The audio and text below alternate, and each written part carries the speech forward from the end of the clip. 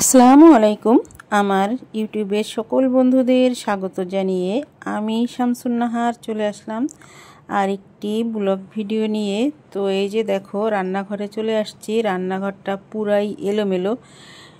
আমাদের মহিলাদের সব কিছু কাজকর্ম যাই বলো না কেন সব কিছুই কিন্তু এই রান্নাঘর জুড়েই। রান্নাঘর পরিষ্কার পরিচ্ছন্ন, রান্না বাড়া, তারপরে খাওয়া দাওয়া, এই নিয়েই কিন্তু আমাদের সারাটা দিন চলে যায়। তো এই যে দেখো রান্নাঘরটা গুছিয়ে নেব সকালবেলা, তারপরে হচ্ছে নাস্তা তৈরি করব। তো তোমাদেরকে একটু দেখিয়ে দিলাম রান্নাঘরটার হাল কি। তো এই দেখো চা বসানো হয়ে গেল, লবঙ্গ দিয়ে চা হবে। আর এই যে দেখো বৃষ্টির পানি দিয়ে চা হচ্ছে, পানিটা ফুটে গেছে আর লবঙ্গটাও দেওয়া হয়ে গেছে। তো চাটা কিন্তু মেয়ে করে, চা তৈরি করতেছে মেয়ে। এই যে দেখো পাতি দিয়ে দেওয়া হলো, চার পানিটা ফুটে উঠলে তারপরে পানিটা বন্ধ করে দেই, তারপরে হচ্ছে পাতি দেওয়া হয়। এই যে দেখো 3 কাপ চা রেডি।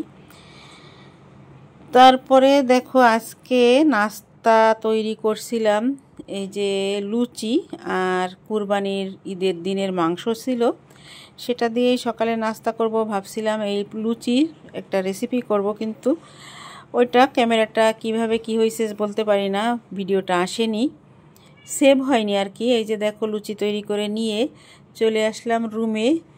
আর রুমে বসেই কিন্তু এখন লুচি খাবো, এই যে মাংস দিয়ে।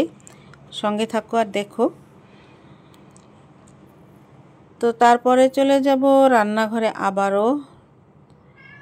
তো এই দেখো আমি প্লেটে প্লেটে মাংস তুলে দিচ্ছি।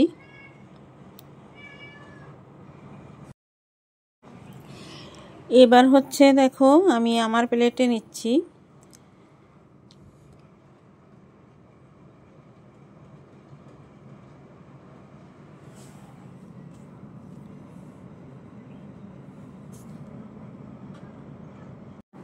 এখন এই যে পরাটা দিয়ে মাংস দিয়ে খেয়ে তারপরে চা খাবো।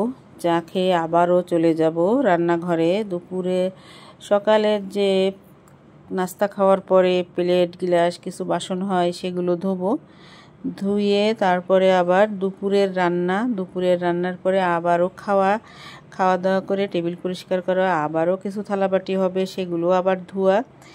এই করেই কিন্তু দিনগুলো কেটে যায়। এরপরে একটু দুপুরে খাওয়ার পরে রেস্ট করি। তো এটাকে কিন্তু রেস্ট বলা যায় না, কারণ ঘুমাতে পারি না। এই যে ভিডিও দেখার একটা চক্করে পড়ে গেছি। তো ঘুমাতে গেলে মোবাইল চালু করে রেখে একটু চোখ বুজে আসে, তখন কিন্তু আবার একটা ত্রাস থাকে যে ওই আবার ভিডিও দেখা। তো ঘুম কিন্তু ঠিক মতো হয় না, রেস্টই হয় না। আবার ওই যে রাত 3টা পর্যন্ত জেগে থাকা, এই করে করে শরীর কিন্তু একদম শেষ হয়ে যাচ্ছে। আর ঘরের কাজও কিন্তু সময় মতো কোনো কিছুই করা হয় না। তো দেখো আমি পরোটা খেয়ে নিচ্ছি। সকালের নাস্তাও করতে করতে অনেকটাই দেরি হয়ে যায়, যেহেতু রাতে ঘুমাই দেরি করে, ঘুম থেকে উঠিও দেরি করে, আর নাস্তা খেতে খেতে দুপুরের টাইম হয়ে যায় প্রায় সময়।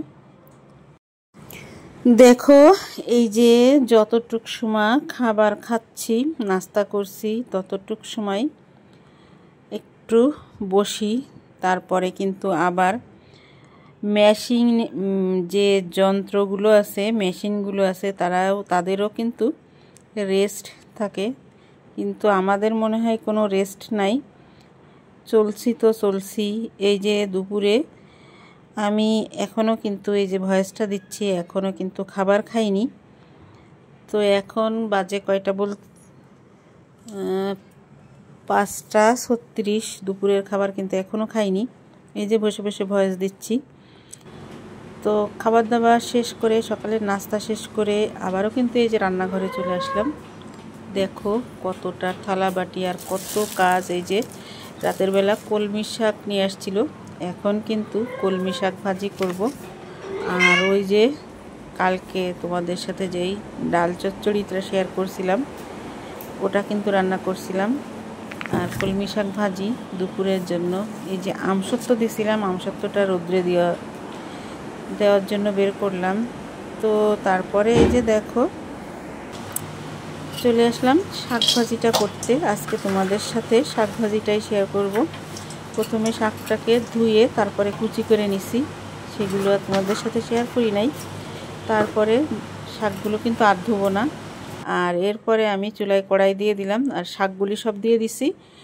এরপরে দিয়ে দিলাম কাঁচামরিচ, হলুদ, লবণ। এখন হচ্ছে ঢাকা দিয়ে শাকগুলিকে সিদ্ধ করে নেব। এই যে দেখো হলুদ, লবণ, কাঁচামরিচ দিয়ে দিলাম।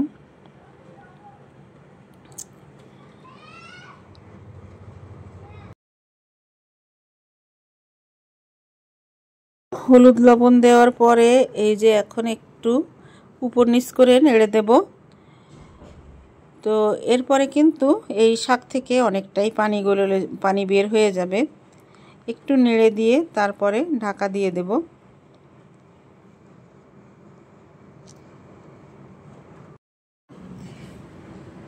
বন্ধুরা দেখো ঢাকনাটা তুলে নিয়ে একটু নেড়ে চেড়ে দিলাম। আর হচ্ছে দেখো কতটা শাক দিছিলাম, আর শাকটা দেখো অনেকটাই কমে গেছে, আর পানিও কিন্তু একদমই নেই। এখন আমি অন্য একটি পাত্রে শাকগুলিকে ঢেলে নেব। তুলে নিয়ে তারপরে হচ্ছে চুলায় আবার কড়াই দিয়ে দেব। তো এই একই কড়াই আমি শাক তুলে নিয়ে কড়াইটাকে ধুয়ে আবারও আমি চুলায় দিয়ে দিলাম। আর কড়াইটা গরম হয়ে গেলে আমি তেল দিয়ে দিলাম। আর এখন আমি দিয়ে দেব কাঁচামরিচ, তো দেওয়া আছে, আর হচ্ছে এখন দিয়ে দেব পেঁয়াজ আর রসুন। তো এই যে শাক ভাজিটা, এই শাক ভাজি হলে কিন্তু আর কিছুই লাগে না। এক প্লেট ভাত এই শাক ভাজি দিয়েই কিন্তু খেয়ে নেওয়া যায়। এক প্লেট ভাত খেতে কিন্তু কোনোই কিছু এই শাক ভাজিটা যে এত, কলমি শাক ভাজিটা এত মজা হয়, তো সবাই হয়তো জানো কলমি শাক। আর কলমি শাকে কিন্তু উপকারিতাও আছে। তো সেই উপকারিতার কথাটা তোমাদের সাথে শেয়ার করলাম না এখানে। তো দেখো রসুন পেঁয়াজ কিন্তু একটু বাদামি হয়ে গেছে। আর এখন দেখো আমি শাকগুলিকে দিয়ে দিলাম। এখন এই শাকগুলিকে আমি ভালো করে নেড়ে চেড়ে সুন্দর করে ভেজে নেব। একেবারে সহজ শাক ভাজির রেসিপি বা শাক ভাজা যদি কেউ এভাবে না করে থাকো, একবার হলেও এভাবে করার অনুরোধ করছি। হয়তো বা আর এর ভিতরে যদি একটু চিংড়ি মাছ দেওয়া যেত তাহলে কিন্তু তো আর এর জবাব নেই, একেবারে লাজবাব একটা শাক ভাজি। তো যাই হোক বন্ধুরা, কেমন লাগলো আমার আজকের এই শাক ভাজিটা অবশ্যই কমেন্টের মাধ্যমে জানাবে। আর এই যে শাক ভাজি করার সময় অবশ্যই রান্নার দিকে খেয়াল থাকতে হবে। যদি নিচে লেগে যায় তাহলে কিন্তু আর ভাজিটা ভালো লাগবে না, একটা অন্যরকম গন্ধ এসে যায়। তো ভাজিটা নিচে লেগে যাওয়ার আগেই কিন্তু তুলে নিতে হবে। এই যে দেখো আমার শাক ভাজিটা কিন্তু একেবারে কমপ্লিট। এখন কিন্তু আমি তুলে নেব। কেমন লাগলো আজকের ভিডিওটা অবশ্যই কমেন্টের মাধ্যমে জানাবে। বন্ধুরা চলে আসবো নতুন দিনে নতুন কোনো একটি ব্লগ ভিডিও বা রেসিপির সঙ্গে। সেই পর্যন্ত সবাই সুস্থ থেকো, ভালো থেকো। আজকের মতো এখানেই বিদায় নেব। আর এই যে দেখো আমি শাক ভাজিটা কিন্তু তুলে নিছি। আল্লাহ হাফেজ, আসসালামু আলাইকুম।